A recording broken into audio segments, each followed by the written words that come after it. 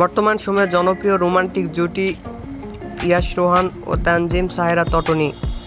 দিন দিন বাংলা নাটকের জনপ্রিয়তা বেড়েই চলেছে। সেই ধারাবাহিকতায় আবারও নতুন নাটক হাজির হয়েছেন জনপ্রিয় এই জুটি।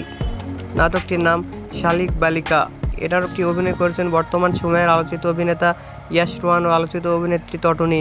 এই নাটকটি রচনা ও পরিচালনা করেন মাহমুদ মাহিন।